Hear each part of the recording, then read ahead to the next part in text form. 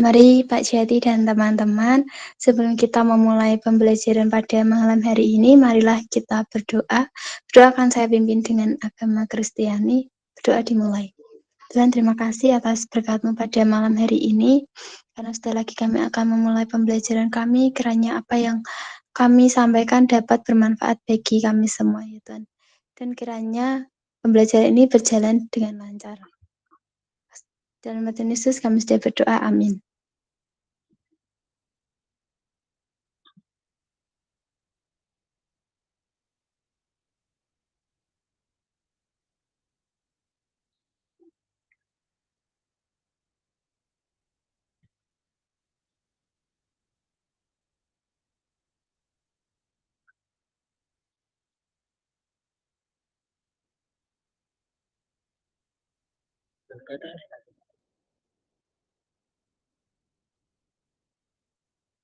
Baik, saya akan memulai presentasi saya. Di sini saya akan menjelaskan hasil kerja saya, yaitu sistem peradilan pidana terpadu.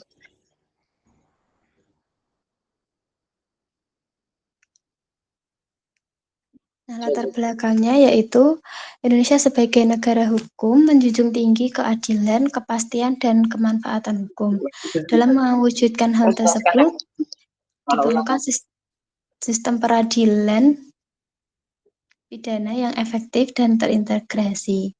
Berdasarkan Undang-Undang Nomor 20 Tahun 2025 tentang KUHP, pembaruan hukum acara pidana bertujuan untuk memperkuat sistem peradilan pidana terpadu yang menjamin hak tersangka, terdakwa, korban, dan saksi. Selanjutnya,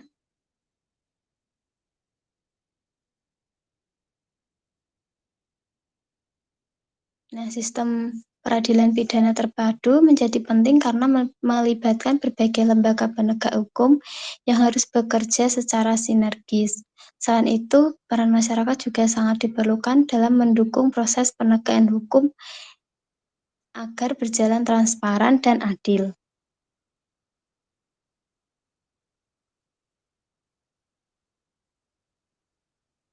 Yang pertama yaitu konsep sistem peradilan pidana terpadu. Sistem peradilan pidana terpadu adalah sistem yang mengintegrasikan seluruh komponen penegak hukum dalam menangani perkara pidana secara kesinambungan, mulai dari penyelidikan hingga pembinaan narapidana. Selanjutnya,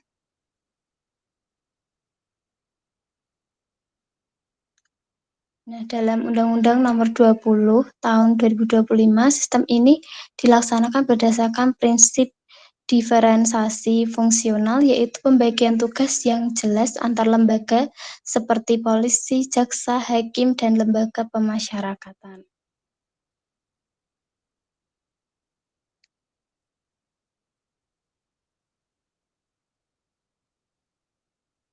Di sini saya ada 4 komponen sistem peradilan pidana. Yang pertama yaitu kepolisian, yaitu tugasnya yaitu melakukan penyelidikan dan penyidikan. Komponen yang kedua yaitu kejaksaan, tugasnya melakukan penuntutan. Ketiga, pengadilan atau hakim, tugasnya yaitu memeriksa dan memutus perkara. Yang keempat yaitu lembaga pemasyarakatan yang membina narapidana. Jadi setiap 4 komponen ini memiliki peran yang berbeda, tetapi harus saling terhubung dan bekerja sama.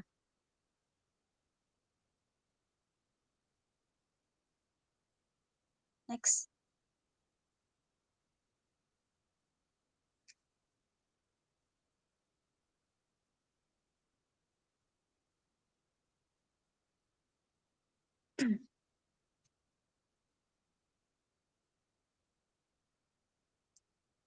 Selanjutnya yaitu koordinasi antar lembaga. KUHP terbaru menegaskan bahwa penyidik dan penuntut umum harus berkoordinasi dalam setiap perkara, setiap tahap penanganan perkara.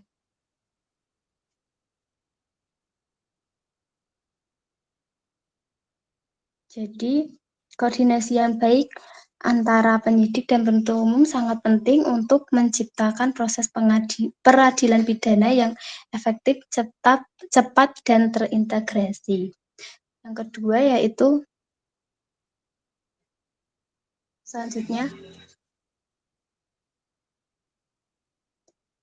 yang kedua yaitu proses berjenjang. Yang pertama yaitu penyelidikan. Mencari tahu ada tidaknya tindak pidana. Yang proses kedua, penyidikan, mengumpulkan bukti dan menetapkan tersangka. Ketiga, penuntutan, jaksa membawa perkara ke pengadilan. Proses yang keempat yaitu persidangan, hakim mengadili dan memutus perkara. Dan yang proses terakhir, pemasyarakatan, yaitu pembinaan narapidana di lapas.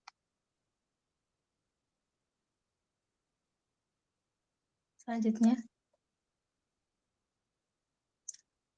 Nah, yang ketiga yaitu pemanfaatan teknologi. Yang pertama yaitu sistem elektronik dalam peradilan.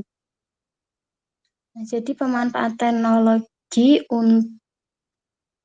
untuk mendukung layanan peradilan seperti e-court, persidangan online, dan akses informasi perkara melalui internet. Jadi manfaatnya itu untuk mempercepat pelayanan. Yang kedua, meningkatkan transparansi dan menghemat waktu dan biaya. Yang kedua yaitu digitalisasi berkas perkara, yaitu proses mengubah berkas fisik menjadi dokumen digital yang dapat disimpan dan diakses secara elektronik. Manfaatnya yaitu memudahkan penyimpanan dan pencarian data, mengurangi risiko kehilangan berkas, dan meningkatkan efisiensi pengolahan perkara. Jadi pemanfaatan teknologi itu membantu mewujudkan peradilan yang lebih cepat, efisien, transparan, dan lebih modern. Next.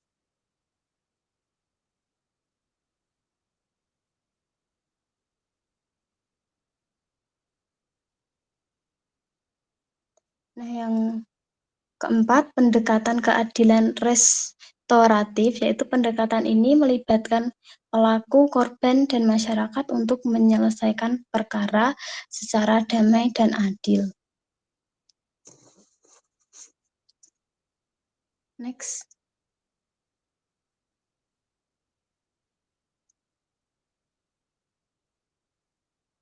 Dan yang keempat yaitu hambatan implementasi.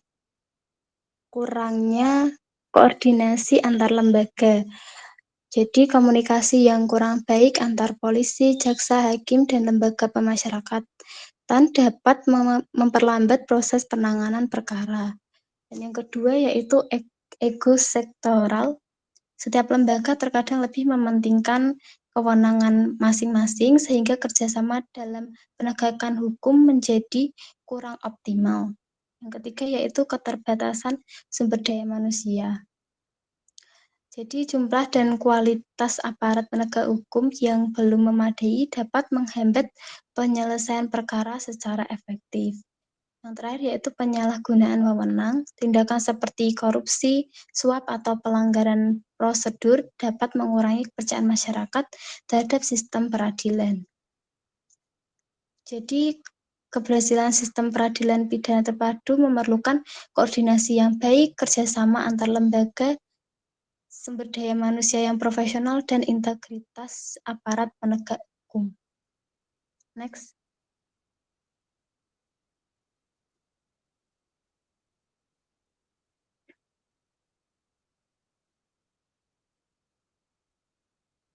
Bentuk peran masyarakat yang pertama yaitu pelaporan, melaporkan tindak pidana kepada aparat.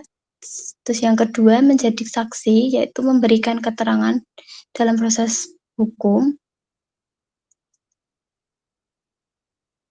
Next.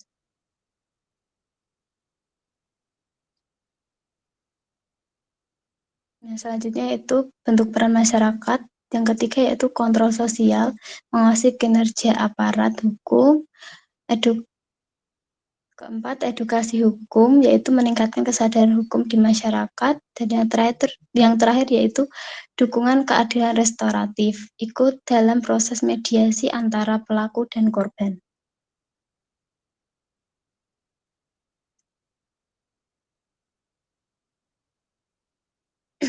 Jadi studi kasusnya yaitu saya ambil dari kasus pencurian sepeda motor yang terjadi di wilayah Kabupaten Semarang pada tanggal 29 Juli 2025. Korban memarkirkan sepeda motornya di dalam rumah pada sore hari, namun pada malam hari sekitar pukul 23.30 waktu Indonesia Barat, korban mendapati rumah dalam keadaan berantakan dan sepeda motor sudah hilang. Keesokan harinya, korban bersama keluarganya mencari motor tersebut dan akhirnya menemukan motor berada di dekat minimarket bersama pelaku. Setelah diinterogasi, pelaku mengakui perbuatannya dan kemudian diamankan serta diserahkan kepada pihak kepolisian. Next.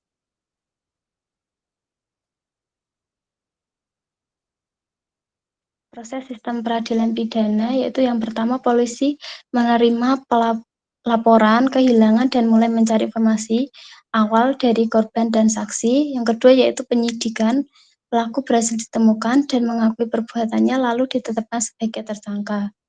Ketiga yaitu kasus dilimpahkan ke jaksa untuk diproses lebih lanjut. Keempat, persidangan pengadilan akan menentukan kesalahan pelaku berdasarkan bukti. Yang kelima yaitu pemasyarakatan, karena pelaku masih di bawah umur, dilakukan pendekatan pembinaan atau rehabilitasi. Next.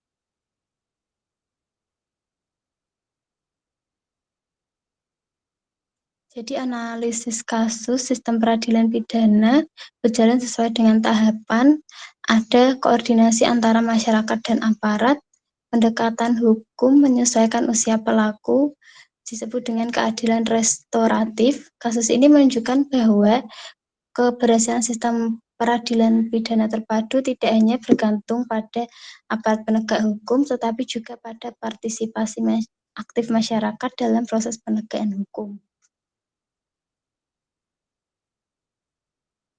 Next. Jadi kesimpulannya yaitu sistem peradilan pidana terpadu merupakan sistem yang mengintegrasikan kerja lembaga penegak hukum untuk mewujudkan keadilan yang efektif dan efisien. Berdasarkan KUHP terbaru, sistem ini menekankan koordinasi antara lembaga serta perlindungan hak asasi manusia.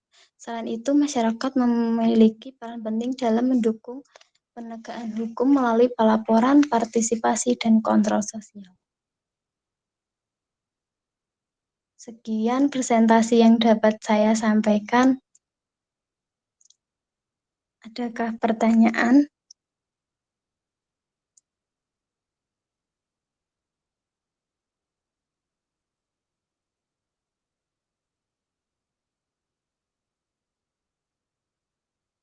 Kita berikan aplaus dulu untuk Tika Artika. Sudah mempresentasikan dengan baik. Paling tidak membaca PPT itu Anda juga belajar ya.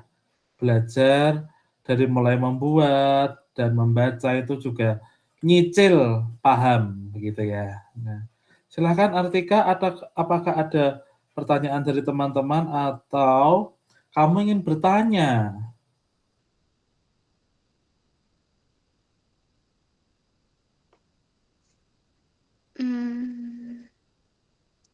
Adakah pertanyaan dulu untuk teman-teman? Kalau tidak ada, saya kasihkan pertanyaan.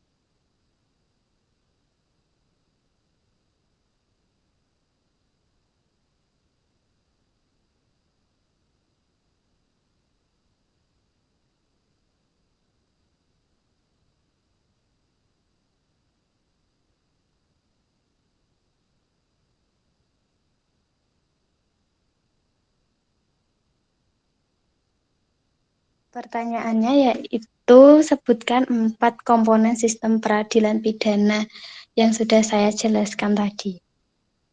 Siapa yang bisa menjawab? Boleh on mic.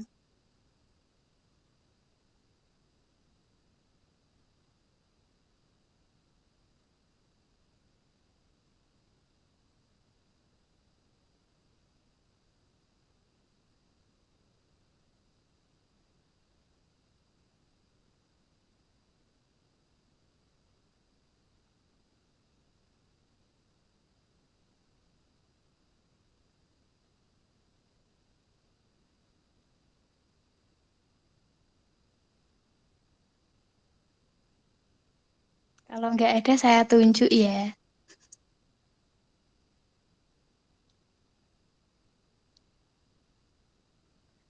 Apa Tio?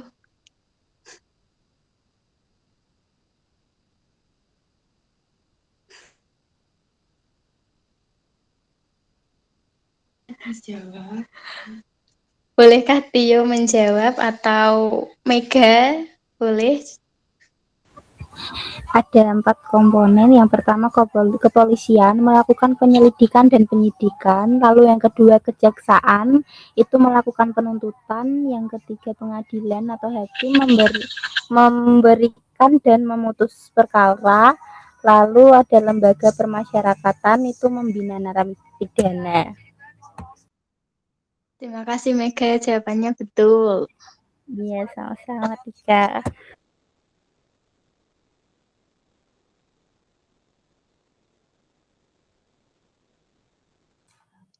Masih ada Tika atau cukup ya?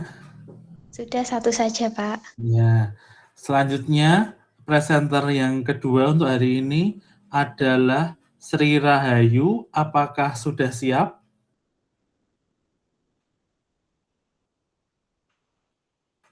Sri Rahayu, apakah sudah siap? Tak panggil 3 kali, kalau enggak tak lewati loh. Sri Rahayu, apakah sudah siap? Oke. Selanjutnya mungkin Breslani, apakah sudah siap?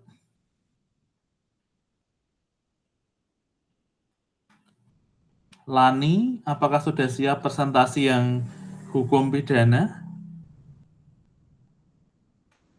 Sudah, Pak. Oh ya, silahkan. Mau minta tolong atau share screen sendiri, silahkan. Minta tolong, Pak.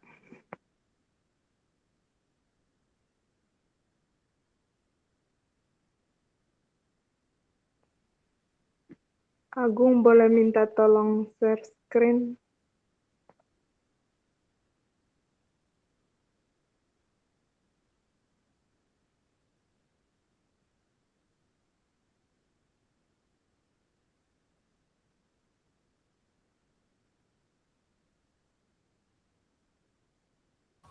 Agung baru OTW pulang lan tadi katanya.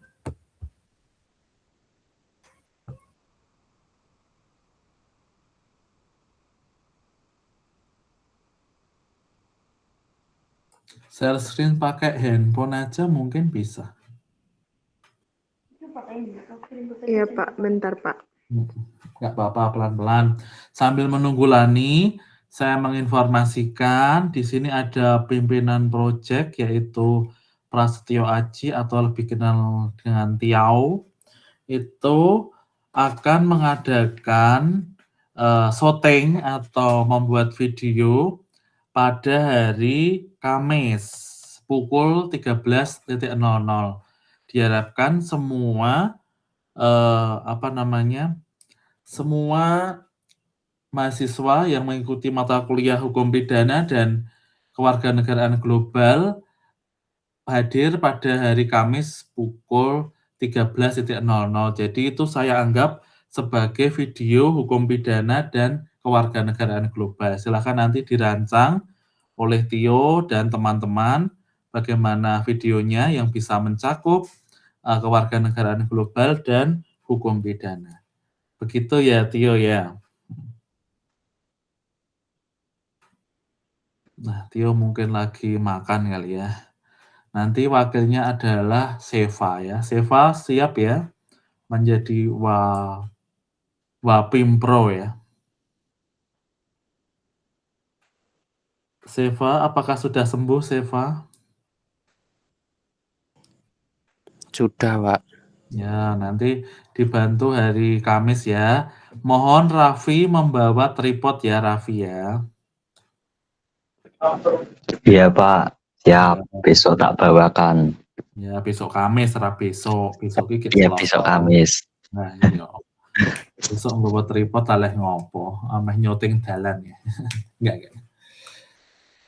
Oke, Lani baru berproses, terus nanti yang untuk kewarganegaraan global sudah siap presentasi adalah Ruben dan Raffi ya, nanti dua presenter.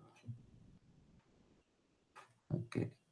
Atau mau dilewati dulu Lani sambil berproses gitu? Atau baru mencari filenya, begitu Lani? Sudah Pak, sudah dikirim Oh, iya. ke Meg. Mau dibantu Meg. Ya, silahkan.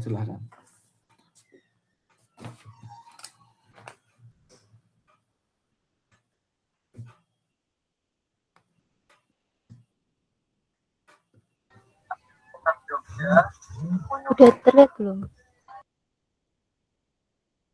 Sudah Meg.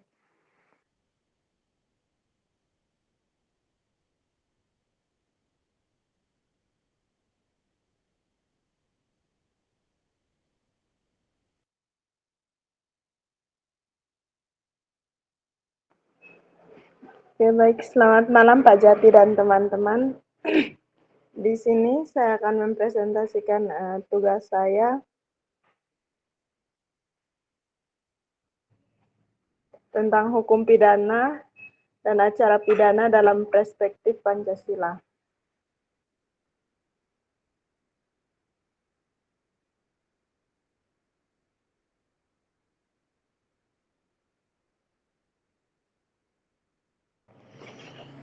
Oke, untuk pendahuluannya, hukum pidana dan hukum acara pidana merupakan bagian penting dari sistem hukum Indonesia yang tidak dapat dipisahkan dari pendidikan Pancasila.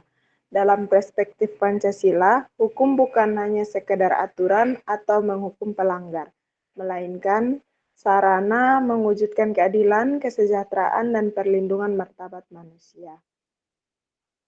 Oleh karena itu, pembelajaran PPKN tidak cukup hanya menggunakan norma, tetapi juga harus membentuk kesadaran hukum peserta didik agar memahami hak kewajiban dan tanggung jawab sebagai warga negara.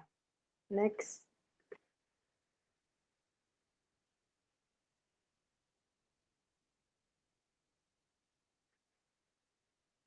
Pendidikan Pancasila memiliki posisi strategis dalam membangun budaya hukum sejak dini.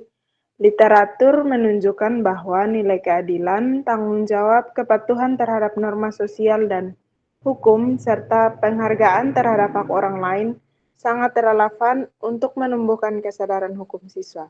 Dalam konteks sekolah, ini penting karena berbagai pelanggaran seperti bullying, tawuran, dan pelanggaran tata tertib menunjukkan bahwa pemahaman hukum peserta didik masih perlu diperkuat. Next. Yang pertama, hukum pidana dalam perspektif Pancasila itu adalah hukum yang mengatur perbuatan yang dilarang oleh negara dan ancaman bagi sanksi pelanggar. Nah, dalam perspektif Pancasila, hukum pidana harus mencerminkan nilai ketuhanan, kemanusiaan, persatuan, demokrasi, dan keadilan sosial. Artinya, penegakan hukum pidana tidak boleh semata-mata bersifat represif, tetapi harus memperhatikan martabat manusia, keadilan substantif, dan keseimbangan antara kepentingan pelaku, korban, dan masyarakat. Next. Untuk hukum pidana dalam perspektif Pancasila itu tidak mengatur tindak pidana dan sanksi dan acara pidana atau proses penegakan hukum. Dilihat sebagai alat nasionalisasi nilai Pancasila, di mana pidana bukan hanya retribusi tapi pemulihan keadilan sosial. Pancasila menekankan rehabilitasi pelaku melalui pendidikan, bukan hukuman semata seperti dalam kasus remaja pelaku pidana ringan yang diarahkan pada pengampunan berbasis sila persatuan. Integrasi ini memperkuat profil pelajar Pancasila yang beriman, bertakwa, dan berkeadilan. Next. Okay. Yang selanjutnya itu pendidikan Pancasila kedua yang adil dan beradab menuntut agar pidana menghormati hak asasi manusia. Seseorang yang berstatus tersangka atau penipu tetap harus diperlakukan adil, tidak disiksa dan tidak diperlakukan sewenang-wenang. Sila kelima, keadilan sosial bagi seluruh rakyat Indonesia juga menegaskan bahwa hukum pidana harus adil bagi semua, tidak hanya tajam ke bawah dan tumpul ke atas. Di sini pendidikan Pancasila dapat menjadi dasar normatif karena sila kedua menekankan rehabilitasi pelaku pidana dan ada juga sila keempat musyawarah yang mendukung proses acara pidana yang dialogis dan juga sila kelima keadilan sosial untuk mencegah diskriminasi sanksi. Next. Hukum acara pidana itu juga merupakan aturan tentang bagaimana proses penegakan hukum pidana dijalankan, mulai dari penyidikan, penuntutan, pemeriksaan di pengadilan, hingga pelaksanaan hukuman. Hukum acara pidana dikaitkan dengan tujuan untuk menemukan kebenaran material dan mewujudkan hukum acara pidana yang berpedoman pada Undang-Undang 1945 dan Pancasila. Hal ini berarti bahwa proses penegakan hukum tidak boleh hanya bersifat formalistik, namun harus menegakkan keadilan yang nyata di tengah masyarakat.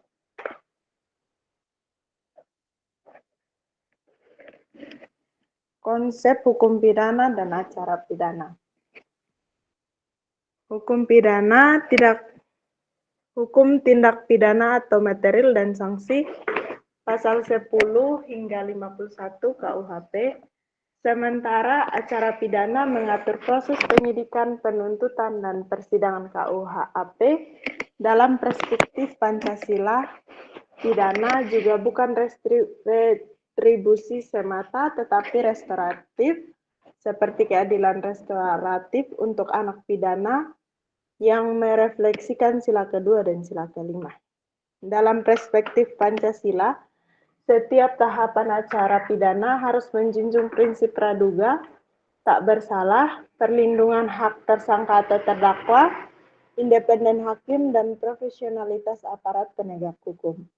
Oleh karena itu, hukum acara pidana bukan sekedar prosedur teknis, melainkan instrumen etis dan yuridis untuk menjamin keadilan yang manusiawi. Nah, selanjutnya itu peran pendidik Pancasila dalam pendidikan kesadaran hukum. Nah, pendidikan Pancasila berperan sebagai fasilitator, teladan, dan pembimbing dalam menanamkan kesadaran hukum. Penelitian menunjukkan bahwa pendidikan Pancasila dapat menjadi instrumen kunci dalam menumbuhkan kesadaran hukum. Jika diterapkan secara sistematis, aplikatif, kontekstual, dan partisipatif. Di sini, guru tidak hanya menyampaikan teori, tetapi juga menyampaikan nilai-nilai Pancasila dengan kasus nyata di lingkungan siswa, seperti pelanggaran tata tertib, perundungan, disiplin berlalu lintas, atau mencakup media sosial. Next.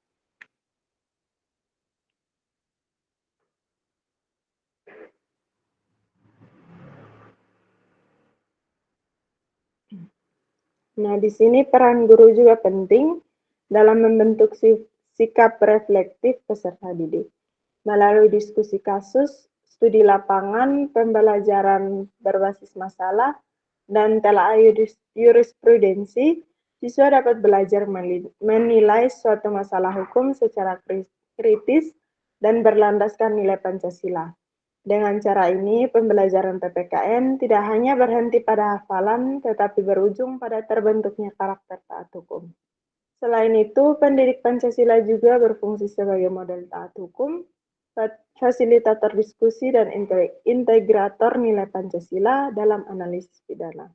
Mereka juga dapat merancang pembelajaran kontekstual seperti simulasi, sidang pidana untuk siswa, di mana siswa menganalisis unsur delik atau actus reus dan mens rea berbasis pasal 303 KUHP tentang perjudian. Next. Selanjutnya di sini ada studi kasus hukum pidana dalam pembelajaran PPKN. Nah, studi kasus sendiri sangat efektif untuk menghubungkan materi hukum pidana dengan pengalaman nyata. Dalam penelitian pembelajaran PPKN, metode studi kasus terbukti dapat meningkatkan hasil belajar dan pemahaman terhadap pelanggaran norma dan konsekuensi hukumnya. Siswa menjadi lebih aktif, lebih kritis, dan lebih mudah memahami kaitan antara aturan hukum dan kehidupan sehari-hari. Yang selanjutnya itu ada contoh studi kasus yang dapat digunakan di kelas adalah kasus pencurian kecil, penindasan pelanggaran lalu lintas oleh pelajar, atau penyebaran kebencian di media sosial.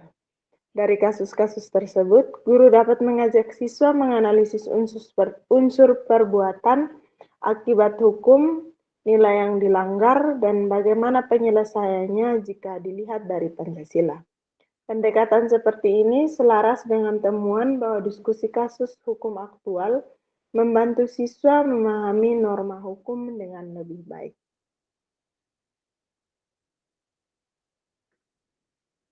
Next. Selain itu ada studi kasus hukum pidana seperti perjudian yang tadi pada pasal 303 KUHP yang dapat digunakan untuk mengilustrasikan dampak pelanggaran terhadap sila keadilan sosial.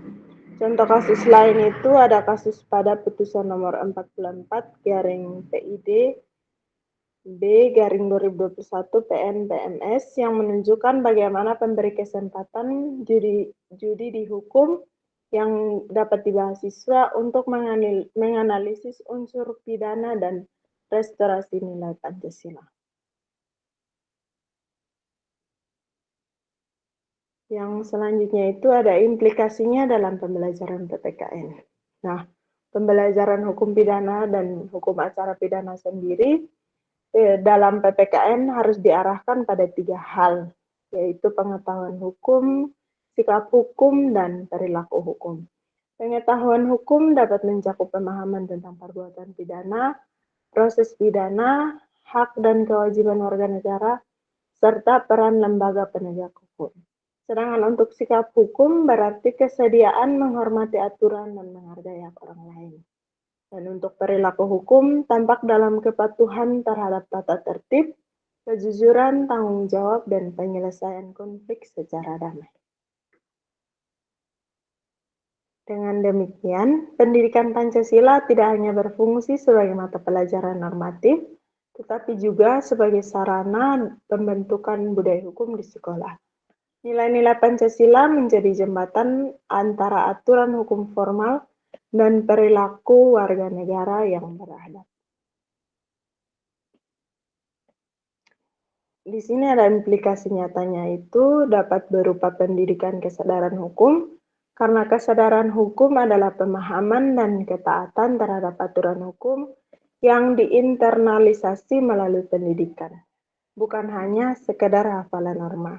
Pendidikan Pancasila menjadikannya instrumen utama karena nilai-nilai seperti ketuhanan dan kemanusiaan dapat mencegah pelanggaran hukum seperti korupsi atau kekerasan.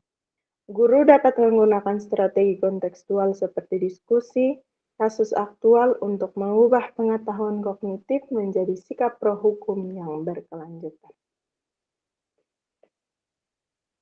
Kesimpulannya, pendidikan Pancasila menjadi pemeran utama membentuk kesadaran hukum siswa melalui pembelajaran PPKN yang mengintegritaskan nilai-nilai Pancasila dengan studi kasus hukum pidana. Pendekatan sederhana seperti diskusi, kasus judi, korupsi, atau pidana anak membuat siswa memahami hukum pidana atau kesalahan dan hukuman. serta acara pidana atau proses sidang secara menyenangkan sekaligus menanamkan sikap hukum, sikap taat hukum, keadilan sosial, dan musyawarah. Strategi kontekstual seperti ini dapat meningkatkan hasil belajar, menyesuaikan kurikulum mereka, dan menciptakan warga negara yang bertanggung jawab dan menghormati aturan demi kehidupan dan masyarakat yang harmonis. Ini referensi yang saya pakai. Sekian untuk presentasi dari saya. Terima kasih. Kita berikan aplaus dulu untuk Lani, luar biasa. Lani telah memaparkan presentasinya dibantu dengan Mega. Apakah ada pertanyaan Lani atau bagaimana? Belum ada, Pak. Oh ya, terima kasih. Kita lanjut ke kewarganegaraan global. Apakah Ruben sudah siap?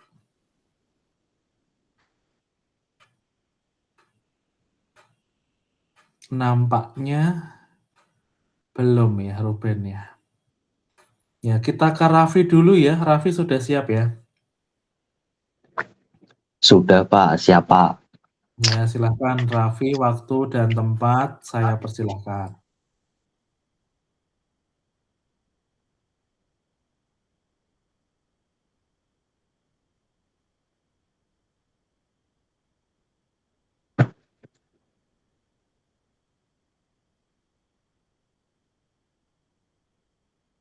Kelihatan nggak Pak?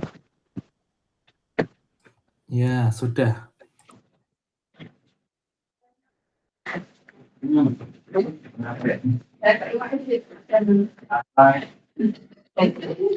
Baik, di sini saya akan mempresentasikan tentang partisipasi aktif warga dalam komunitas global.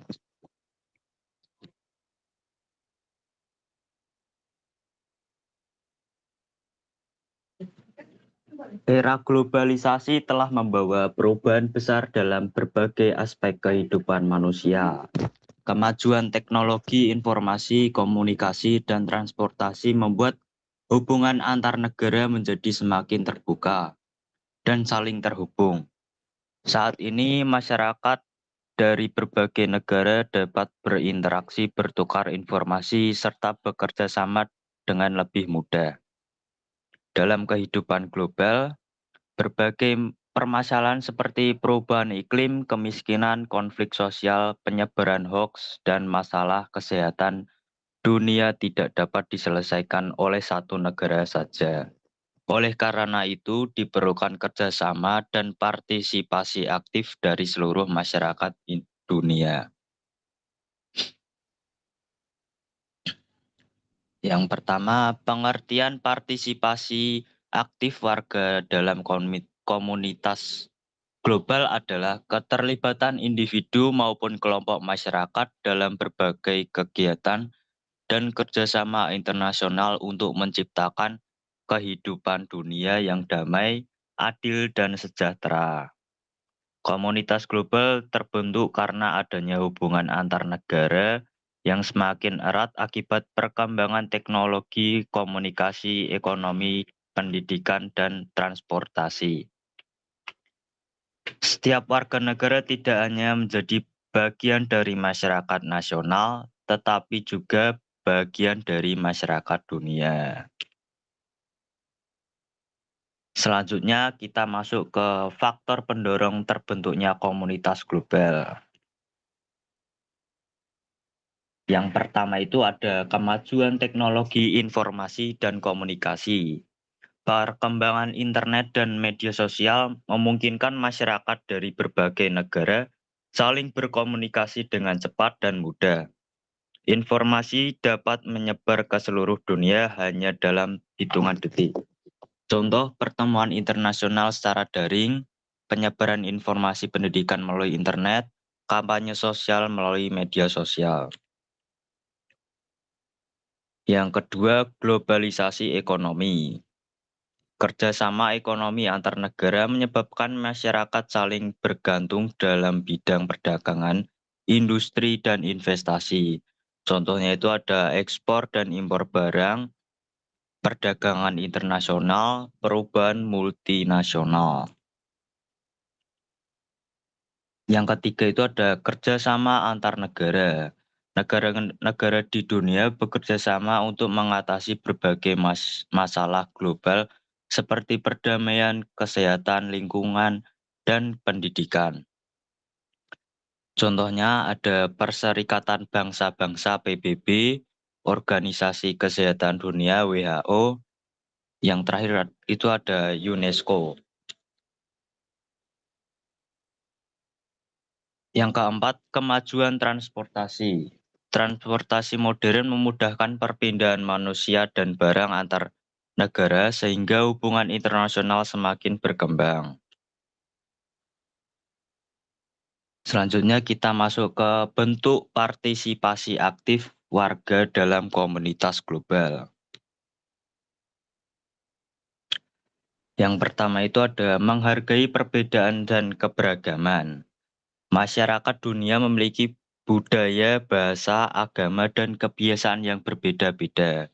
Sikap menghargai keberagaman sangat penting untuk menjaga perdamaian dunia. Contohnya itu menghormati budaya negara lain, tidak membeda-bedakan suku dan agama, bersikap toleran terhadap pendapat orang lain. Yang kedua itu menggunakan teknologi secara bijak. Teknologi harus digunakan untuk hal-hal positif yang bermanfaat bagi masyarakat luas. Contohnya menyebarkan informasi yang benar, menghindari hoaks dan ujaran kebencian, mengikuti seminar internasional secara online. Yang ketiga, berpartisipasi dalam kegiatan sosial dan kemanusiaan. Masyarakat dapat membantu mengatasi masalah global melalui kegiatan sosial. Contohnya donasi untuk korban bencana, kegiatan peduli lingkungan, program bantuan pendidikan. Yang keempat, mendukung perdamaian dunia. Warga negara dapat ikut menjaga perdamaian dengan menghindari konflik dan menjunjung tinggi nilai kemanusiaan. Contohnya menyelesaikan masalah dengan musyawarah, menghindari tindakan kekerasan, menghormati hak asasi manusia.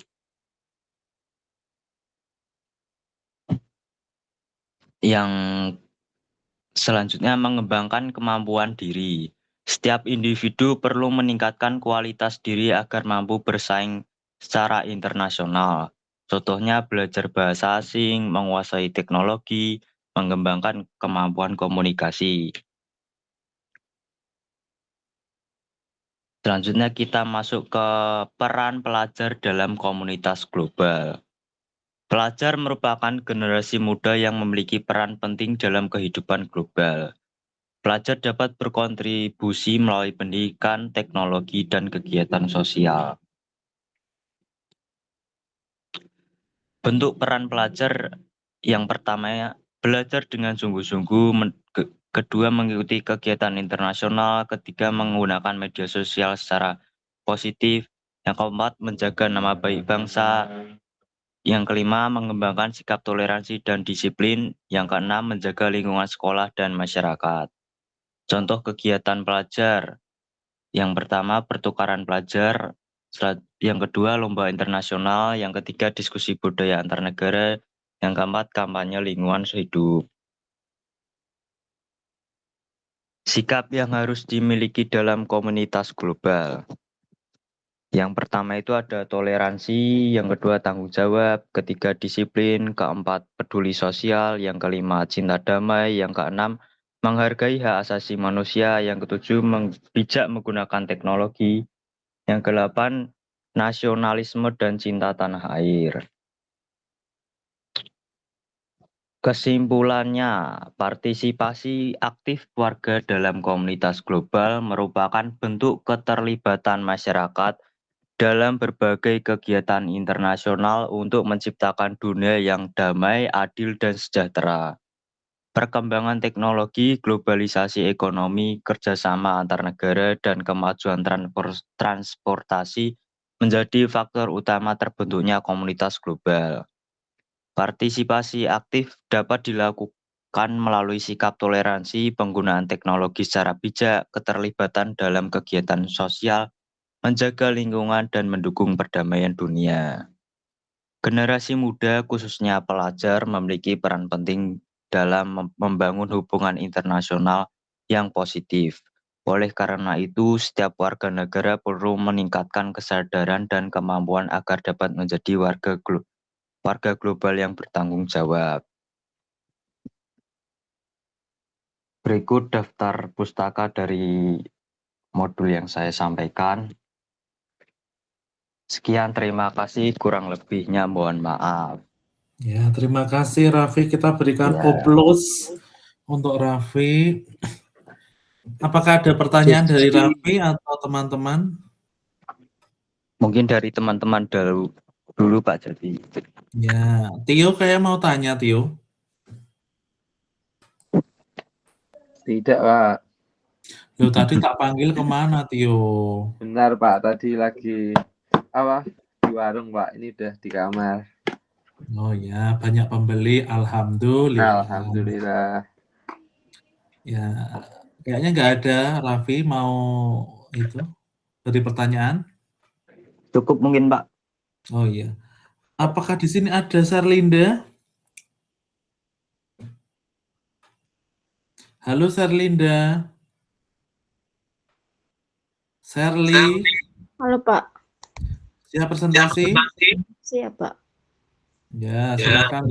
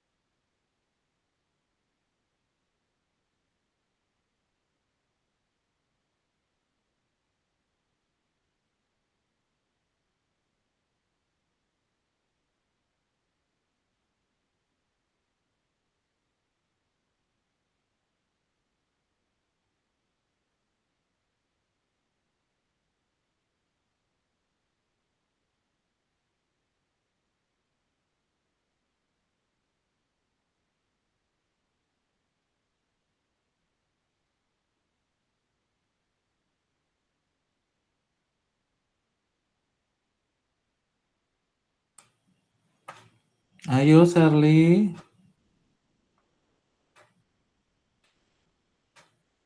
Mau minta tolong siapa?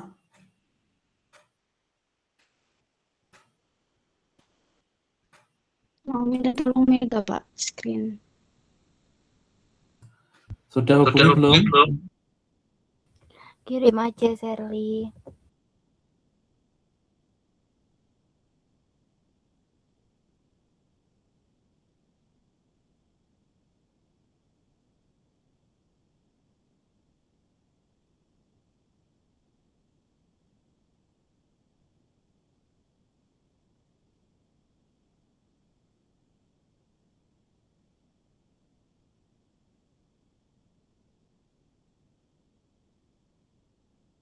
Linknya aja bisa nggak share? Nggak ada linknya ya?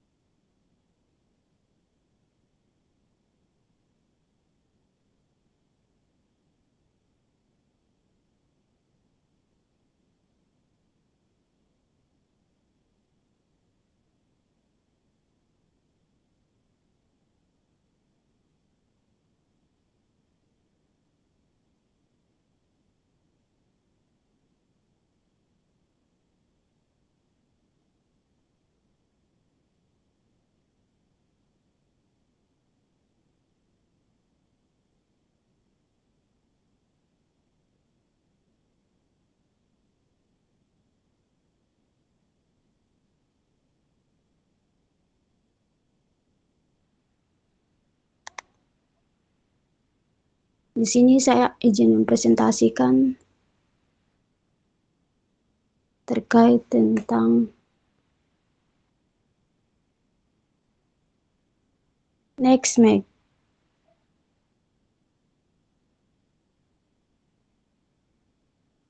Tentang pendidikan kewarganegaraan global.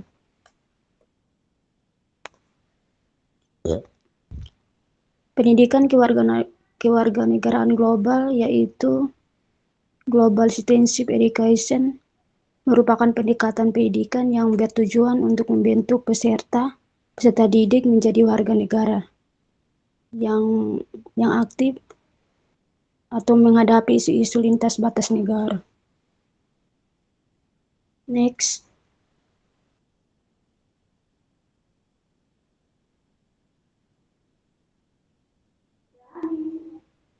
Dan GCED juga merupakan salah satu multikultural dan golongan aktif dalam hubungan internasional melalui GCED. Peserta didik mampu memadukan identitas kebangsaan dengan kesadaran global. Next.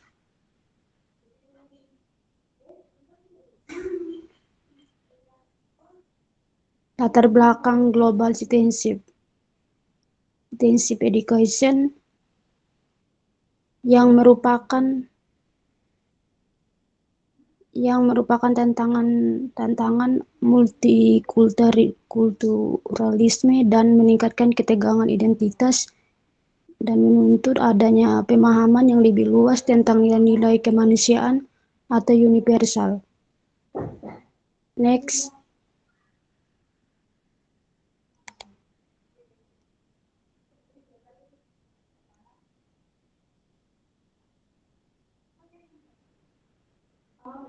Nah, di sini Global Citizenship Education bertujuan untuk mengembangkan pengetahuan, keterampilan, nilai, dan sikap. Peserta didik juga mampu berkontribusi secara aktif dan bertanggung jawab dalam masyarakat lokal, nasional, maupun global yang saling terhubung. Next.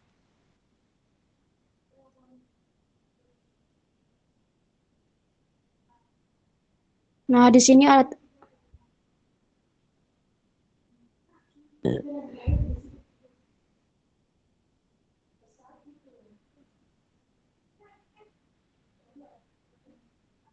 di sini ada 3 poin tujuan Global Citizenship Education. Yang pertama, meningkatkan komunikasi dan kerjasama lintas budaya maupun internasional. Terus yang kedua, mendorong pengguna teknologi dan informasi secara bijak.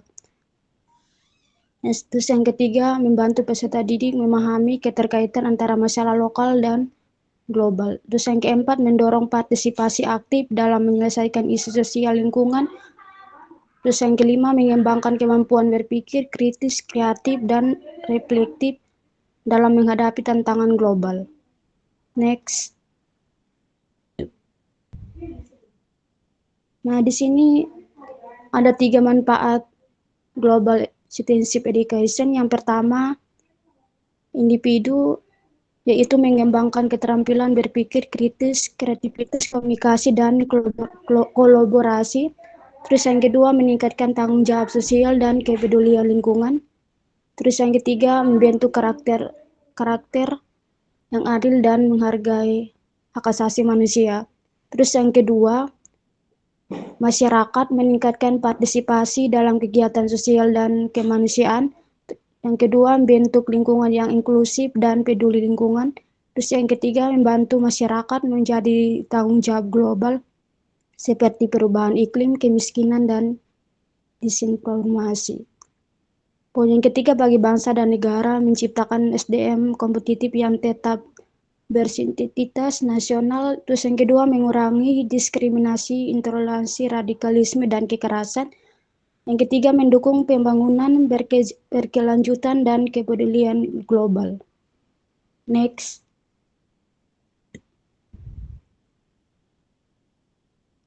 Prinsip dasar Citizenship Education yang pertama, universal dan HAM, menghargai hak setiap manusia. Terus yang kedua, keberagaman. yaitu perbedaan budaya dan pandangan. Terus yang ketiga, keadilan sosial, menolak diskriminasi dan ketimpangan. Yang ketiga, tanggung jawab bersama, bekerja sama dalam menghadapi masalah global. Yang keempat, keberlanjutan, peduli terhadap lingkungan.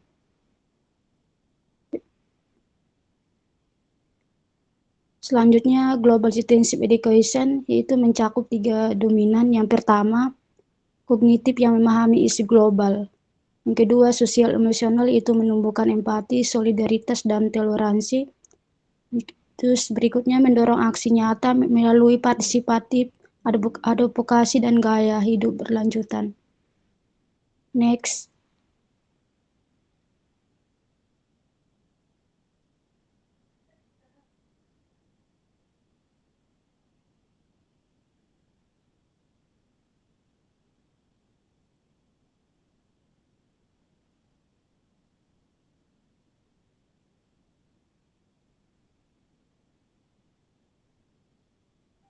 Di sini memiliki ruang lingkup Global Citizenship Education. Yang pertama, ekonomi global dan ketimpangan, kewarganegaraan digital, literasi media. Yang ketiga, multikulturalisme dan dialog antara budaya.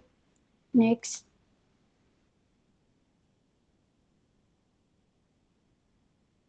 Nah, strategi implementasi education ini yang pertama, integrasi kurikulum. Yang kedua, pembelajaran berbasis proyek, dialog dan debat.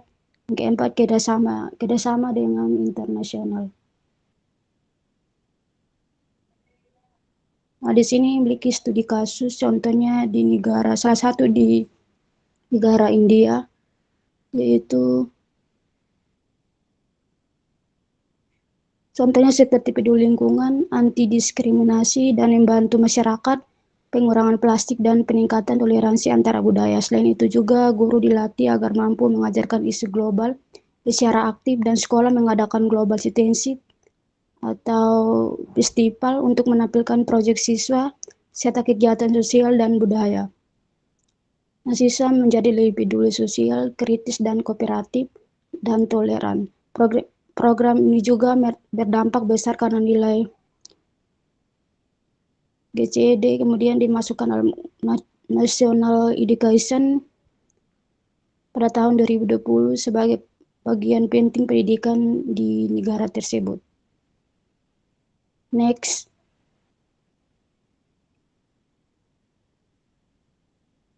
Tantangan implementasi yaitu yang pertama, kurikulum masih berfokus pada kepentingan nasional.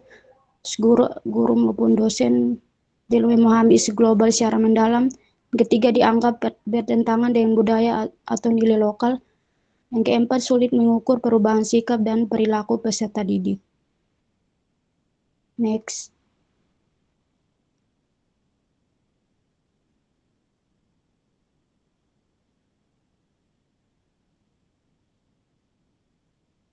Nah, kesimpulan, Global Citizenship Education adalah pendidikan yang membentuk peserta didik menjadi warga negara yang bertanggung jawab dan peduli terhadap isu global.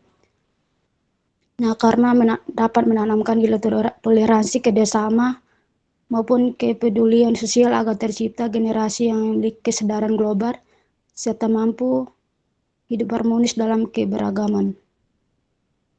Next.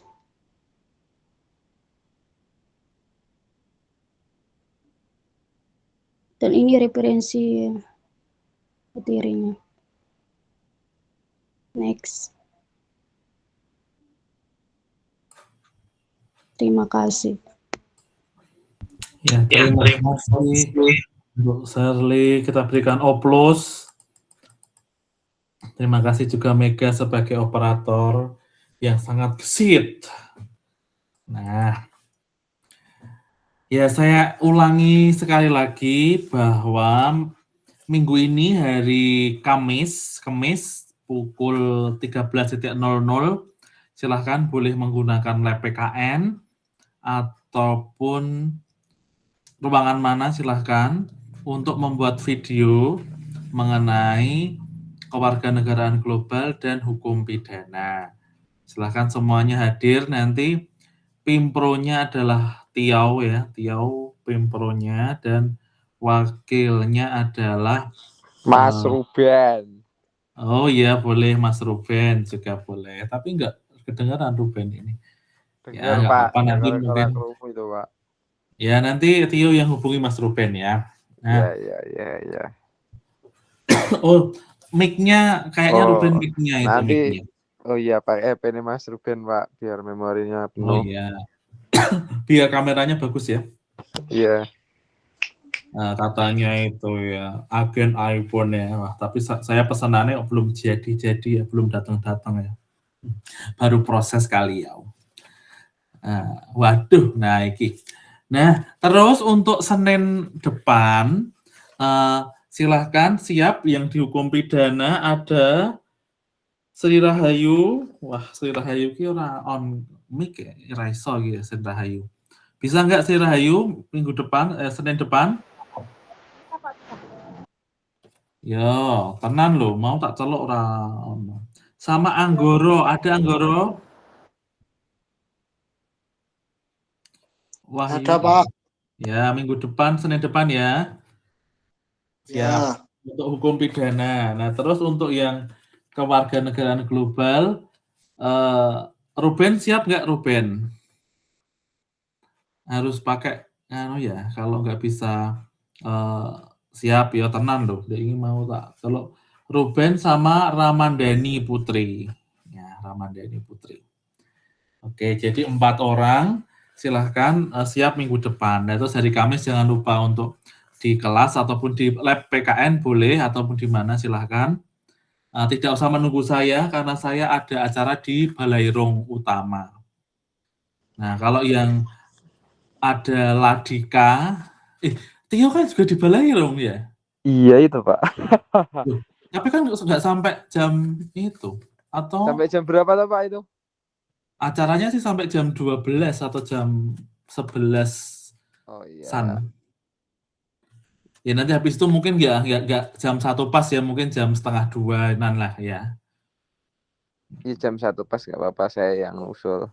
Kan di pick up Mas Ruben. Oh, Agung itu Pak. Wah, itu kan yang nanti buat hukum pidana yang video Agung. Oh, Agung ya. Jika Ya. Terus yang baru itu dura manut taruh Pimpro Agung. Piye? Manut wero aku kudune. Oleh video. Sing lego-lego kuwi lho, wah. Tak kayak kegiatan Gung timbangane PUBG-nan. Ya, lah aku ki lho.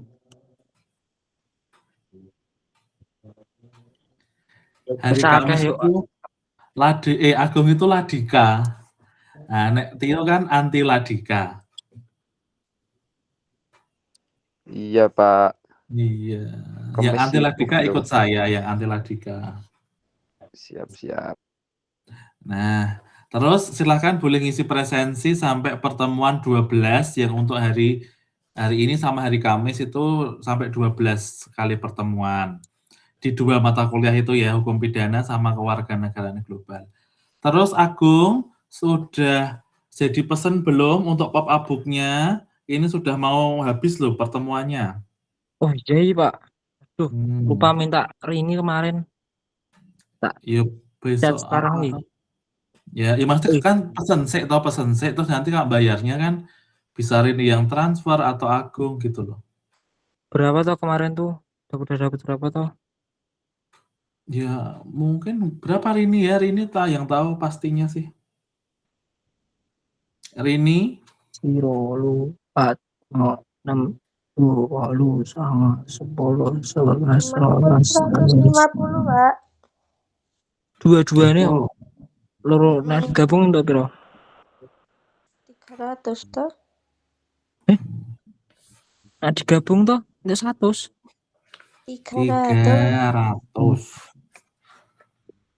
Oke. Gitu ya Agung, nanti mulai pesan aja nggak apa-apa, nanti kan mereka juga sambil buat, kita juga akan transfer gitu. Itu ya. Nah, terus ini mau tak panggil dulu yang hadir malam ini. Coba Margareto, ada? Sudah keluar. Prasetyo Aji, ada? Dia. Maulana Raffi. Wis metu. Safina Lisa. Hadir, Pak. Ya, Olimpas. Ora ono. Wahyu Seva, ada. Ada. Serlinda. Hadir, Pak. Artika. Hadir, Pak. Ya, Mega Putri. Hadir, Pak. Ya, Ramandani. Hadir, Pak. Latifah Eka.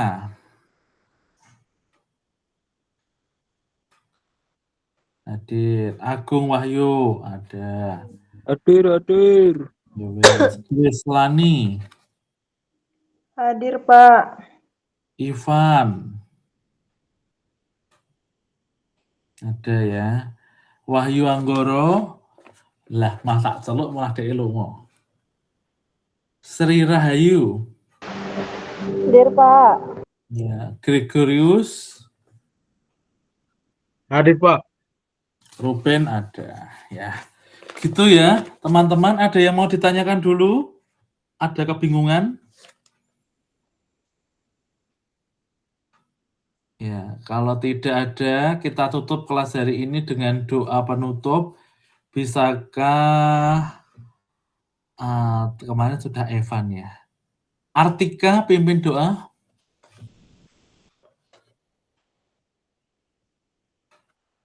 Artika. Mari teman-teman untuk mengakhiri kelas pada malam hari ini, mari kita berdoa. Tuhan, terima kasih atas berkat-Mu pada hari ini, karena setelah lagi kami akan istirahat atau melakukan kegiatan yang lain, kiranya Engkau berkati kami masing-masing. Dalam nama Tuhan Yesus kami sudah berdoa, amin. Ya, terima kasih semuanya. Artika jangan keluar dulu ya. Terima kasih semuanya. Sampai jumpa hari Kamis ataupun hari Minggu depan. Selamat malam. Tuhan berkati semuanya. Terima kasih, Pak. Ya, yang kelas mikro teaching saya jangan lupa besok Selasa jam 1. Ya, Pak. Ya. Terima kasih, Pak. Ya, Artika jangan pulang dulu. Pak Jadi Ya, mau Pak. tanya. Ya, kosek. Biar keluar dulu yang lain ya. Pak mau tanya, Pak. Iya, tanya apa? Yang apa? Judulnya pop-up book apa aja, Pak? Suruh apa? Pop-up book-nya, judulnya ya. Yang kemarin kok saya cari kok nggak ada ya? Loh, kok nggak ada? Yang kewarganegaraan global itu judulnya adalah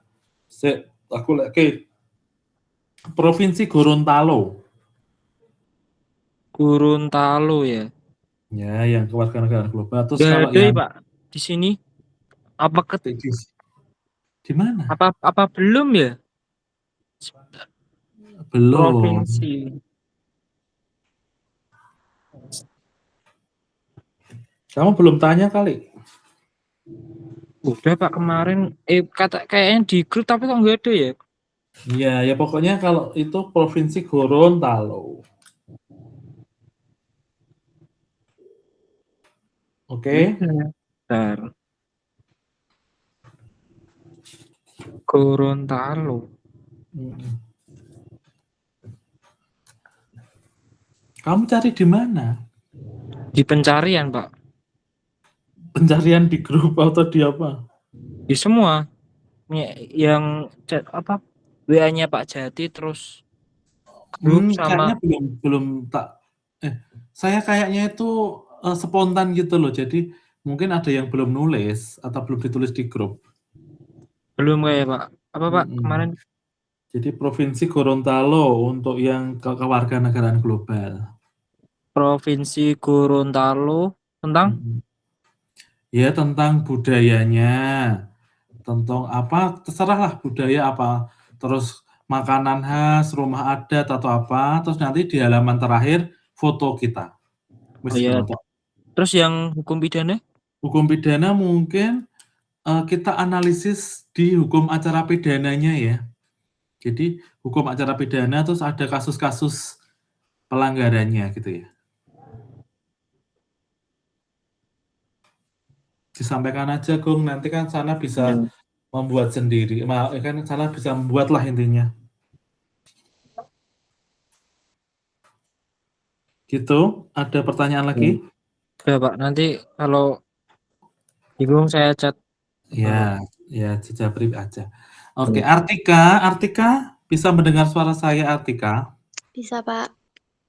Kamu harus ikut loh tanggal 20 itu, walaupun di sana cuma ngapa, tapi harus ikut loh. 20 Ladika. Juni, iya, kamu kan Pak seksi konsumsi. Iya, ikut, Pak. Iya, walaupun tugasnya semua sudah ada, tapi nanti kamu ya bantulah apa ngopo gitu neng kono ngono. Iya, Pak. Nanti kena TOK, kok Artika atau melu wong satgas ngono lho. Iya, Pak. Lah, kok nggak pernah ikut rapat kenapa? Sibuk. Aku kan udah bilang sama Matthew bisa join kalau kegiatannya aja, kalau rapat-rapat nggak bisa. Oh lah, Matthew ramong neng aku. Karena ya nggak apa-apa Mbak gitu. Tapi aku kalau ada info yang berhubungan sama tugasku bilang ya nanti aku bantu aku gitu. Terus Kamu sudah pesan di Abigail belum? Kemarin udah tanya di Abigail. Baru tanya ya, belum pesan ya? Belum. Akhirnya tuh di Magani, bukan di Abigail. Iya, udah dibilangin Pak yang itu. Oh ya wis. Yang Abigail kan harus. Pokoknya pas hari H kudu melu ya, ra ketong neng kono ya mung dadi pupuk bawang ki ra apa-apa. Iya Pak, tak bantu kok pas kegiatannya aku udah bilang. Iya maksudnya kok wingi ki do ngomong ki Artika kok ora tau mangkat ki ngopo ngono lho. Iya Pak, soalnya juga sambil kerja Pak sekarang. Oh, kerja di mana? Ikut catering. Wah, mantap ya wis pokoknya dijaga kesehatannya dan sebagainya ya, walaupun kerja ya ora apa-apa, yang penting kan ya itulah pokoknya jaga kesehatan dan jangan lupa kuliahnya gitu loh maksud saya. Iya, pasti Pak. Cuman itu kalau apa ya? Enggak sering-sering kok. Oh, Weekend jadi gitu. panggilan Iya. gitu. Kalau weekend aja. Yo, wis. Oke, Artika, thank you ya. Terima kasih, Tuhan berkati semuanya. Terima kasih juga Pak Jati. Selamat istirahat.